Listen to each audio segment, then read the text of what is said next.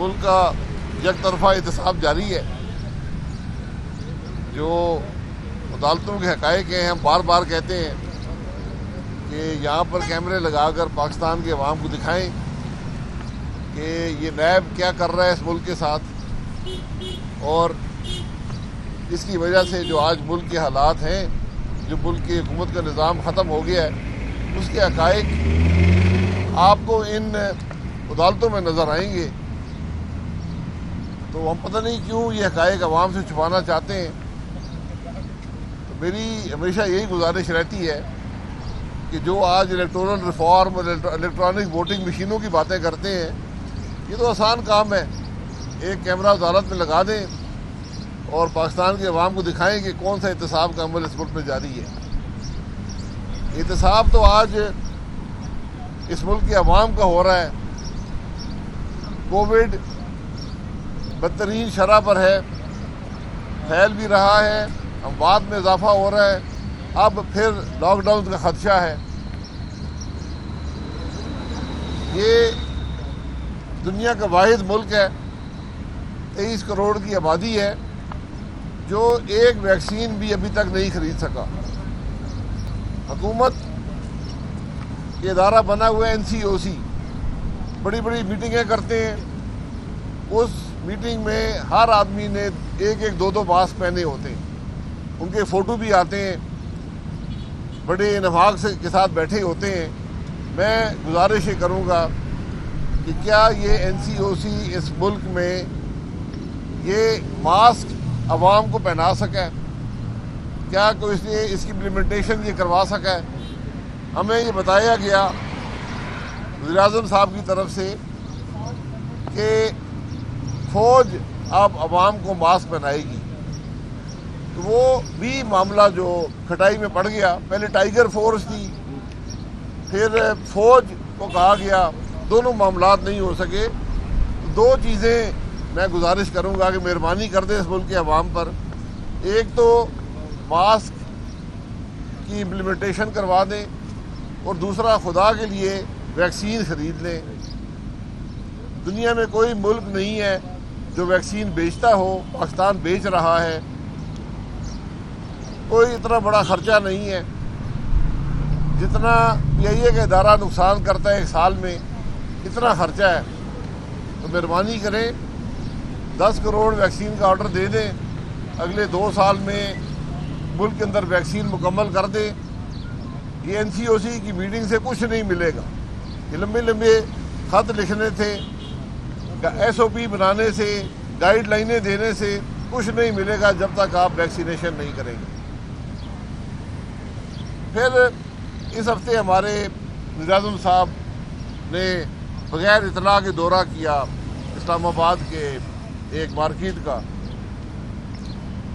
تو وہ ہمیں یاد آئی کہ 60 اور 70 کے عشرے میں کمیونسٹ ملکوں میں قید پڑتے تھے, تو وہاں کے حکمران بھی مارکیٹوں کا دورہ کرتے تھے, اور جب وہ وہاں جاتے تھے تو بالکل خوشحالی ہوتی تھی, وافر مقدار میں چیزیں موجود ہوتی تھیں, قیمت بڑی کم ہوتی تھی, اور وہ بڑے خوش گھر آ جاتے تھے.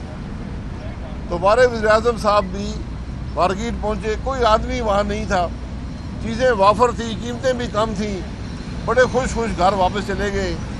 لیکن حقیقت یہ ہے کہ وہ وزیر اعظم جس نے کہا تھا کہ میں رمضان شریف میں قیمتوں کی نگرانی خود کروں گا, تو پچھلے 20 مہینے میں سب سے زیادہ قیمتوں میں اضافہ اپریل کے مہینے میں ہوا ہے 11.1%. اور صرف بات یہاں نہیں ہے, جو اشیاء خرد و نوش ہیں ان میں اضافہ 15.7% کی شرح سے ہوا ہے. اور اس سے بھی بڑھ کر جو دیہی علاقے میں اشیاء خرد و نوش ہیں ان کی قیمتوں میں اضافہ اس سے بھی زیادہ ہے. تو ہماری صرف ایک گزارش ہے ملک کے وزیر اعظم سے کہ خدا کے لیے کسی چیز کی نگرانی خود نہ کیا کریں. جس کو آپ ہاتھ لگاتے ہیں وہ تباہ ہی ہوتا ہے. اور جہاں آپ کے مشیر جاتے ہیں, جو آپ کی خاتون گئی ہیں, اور جو ایک سرکاری افسر کے ساتھ ان کا سلوک تھا پورے پاکستان نے دیکھا ہے, تو کم از کم معافی مانگ لیں یہ آپ کے ذاتی ملازم نہیں ہیں، یہ عوام ان کو تنخواہ دیتے ہیں، عوام کے لیے کام کرتے ہیں. آپ کے تماشوں کے لیے ان کے لیے وقت نہیں ہوتا کہ آپ وہاں پر کیمرے لے کر آئیں اور لوگوں کو دکھائیں جو حقائق کو توڑنے اور مروڑنے کی کوشش کریں جس طرح وزیر اعظم صاحب نے کی ہے. تو ہماری گزارش یہ ہے وزیر اعظم صاحب سے کہ یہ اپنی نگرانی چھوڑ دیں. جس چیز کو آپ نے نگرانی کی ہے وہی اس ملک کے عوام کے لیے بوجھ بنا ہے. آپ یہ دیکھ لیں 3 سال کی کارکردگی کی بات کر رہے ہیں. میں 3 باتیں کروں گا. پاکستان کی 73 سال کی تاریخ میں اس طرح نہیں ہوا کہ 3 سال کے اندر آٹے کی قیمت دگنی ہو گئی. یہ وزیر اعظم صاحب کو ایک کمیشن ہی بنا دیں جو یہ پتہ کرے کہ آٹے کی قیمت دگنی کیسے ہوئی ہے. آٹا تو ہم خود پیدا کرتے ہیں، گندم ہم خود پیدا کرتے ہیں. چینی کی قیمت دگنی ہو گئی ہے. چلے وہ چینی مافی آئی، اس نے وزیر اعظم صاحب کو بیوقوف بنایا، انہوں نے باہر بھیجنے کی اجازت دے دی، ملک کے اندر مال نہیں تھا. لیکن اس بات کو بھی 2 سال ہو گئے، آپ نے کوئی کارروائی کی ہے چینی کی قیمت کم کرنے کے لیے؟ ہمیں بتایا گیا کہ ترین صاحب پہ کیس بن گیا. ہر روز کابینہ کہتی تھی، وزیر اعظم کہتا تھا میں کسی کو نہیں چھوڑوں گا. اب جو افسر کر رہا تھا تفتیش وہ بھی نکال دیا گیا ہے. ایف آئی اے نے عدالت میں کہا کہ ہم سے غلطی ہو گئی ہے ترین صاحب کا نام ڈال کر. اور سب سے مزے کی بات یہ ہے کہ جو کیس بنائے گئے اس کے اندر چینی کا کوئی تعلق نہیں ہے. یہ آج کے حقائق ہیں. بجلی جو ہے 200% بجلی مہنگی ہو گئی ہے 3 سال میں. 200%. آج 6 وزیر پانی اور بجلی کے لگ چکے ہیں. دو وزیر لگے ہوئے ہیں، ان کے مشیر لگے ہوئے ہیں. اور حالت یہ ہے کہ بجلی کی قیمت میں ان 3 سالوں میں 200% اضافہ ہوا ہے. اس کا کوئی جواب دینے والا ہے؟ جو وزیر کا یہاں چھلانگیں مارتے تھے آج وہ کہاں پر ہیں؟ کوئی جواب دے پائے ہیں؟ نہ صرف اس میں اضافہ ہوا ہے، جو سرکولر ڈیٹ ہے وہ آج اس شرح پہ پہنچ گیا ہے کہ وہ ناقابل برداشت ہے. ملک کی معیشت برداشت نہیں کر سکتی. یہ چند حقائق آپ کے سامنے رکھنے تھے. باقی لمبی کہانی ہے، ہر روز اس ملک کی سرکس میں ایک نئے کہانی کا اضافہ ہوتا ہے. بہرحال وہ ہوتا رہے گا. آپ کو کوئی سوال ہو تو؟ اچھا بھائی صاحب، مسلم لیگ نون الیکٹرانک ووٹنگ مشین کی بڑی مخالفت کر رہی ہے. آپ نہیں سمجھتے کہ جب الیکٹرانک کوئی ڈیوائس آ جائے گی تو اس سے چیزیں جو ہے بہتری کی طرف جائیں گی، جو آپ کا ہمیشہ ایک گاندھی کا بھی رہا ہے؟ بالکل جی بالکل بہتری کی طرف جائیں گی.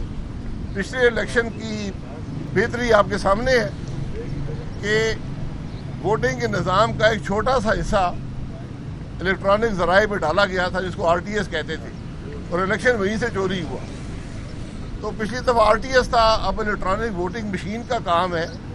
الیکٹرانک ووٹنگ مشین بنانا حکومت اور پارلیمان کا کام نہیں ہے، یہ الیکشن کمیشن کا کام ہے. اس ملک کو صرف ایک انتخابی اصلاحات کی ضرورت ہے اور اس کا نام ہے آئین.